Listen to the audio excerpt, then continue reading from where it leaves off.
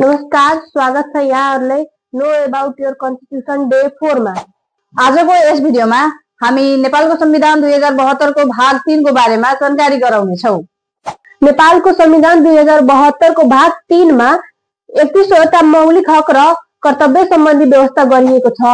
भाग 3 को धारा 16 मा सम्मानपूर्वक बाँच्न पाउने हकको व्यवस्था छ भने 17 मा स्वतन्त्रताको हकको व्यवस्था रहेको छ। त्यस्तै धारा 18 मा समानताको हक र 19 मा सञ्चारको हकको व्यवस्था गरिएको छ। त्यस्तै धारा 20 मा न्याय सम्बन्धी हकको व्यवस्था छ भने 21 मा अपराध पीडितको हकको व्यवस्था रहेको छ। त्यस्तै धारा 22 मा यातना विरुद्धको हक र त्यस्तै धारा 23 मा निवारक नजरबन्द विरुद्धको हक व्यवस्था गरिएको छ। त्यस्तै धारा 24 मा छुवाछुत तथा भेदभाव विरुद्धको हकको व्यवस्था छ भने 25 मा सम्पत्तिको हकको व्यवस्था रहेको छ।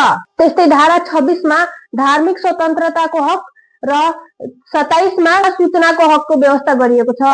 त्यस्तै धारा 28 मा गोपनीयताको हक र 29 मा शोषण विरुद्धको हकको व्यवस्था गरिएको छ।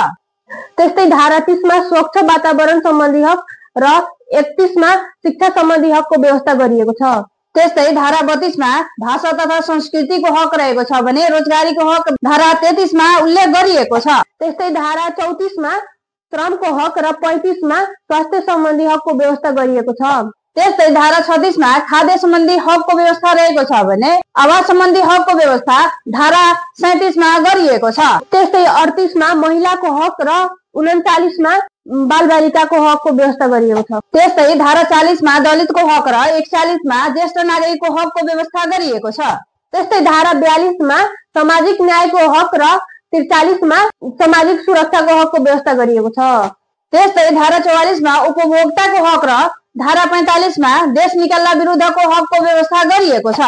त्यस्तै धारा 46 मा संवैधानिक उपचारको हक, त्यस्तै धारा 47 मा मौलिक हकको कार्यान्वयनको व्यवस्था गरिएको छ। त्यस्तै धारा 48 मा नागरिकका कर्तव्य सम्बन्धी व्यवस्था गरिएको छ। धारा 48 ले प्रत्येक नागरिकका कर्तव्य देहाय बमोजिम हुनेछ भन्ने व्यवस्था गरिएको छ। धारा 48 को क मा राष्ट्रप्रति निष्ठावान हुँदै नेपालको राष्ट्रियता, सार्वभौमता र अखण्डताको रक्षा गर्नु। त्यस्तै ख मा संविधान र कानूनको पालना गर्नु। त्यस्तै ग मा राज्यले चाहेको बखत अनिवार्य सेवा गर्नु। त्यस्तै घ मा सार्वजनिक सम्पत्तिको सुरक्षा र संरक्षण गर्नु। यदि यो भिडियो तपाईहरुलाई उपयोगी लाग्दैछ भने यो च्यानललाई सब्स्क्राइब गर्न नबिर्सनु होला।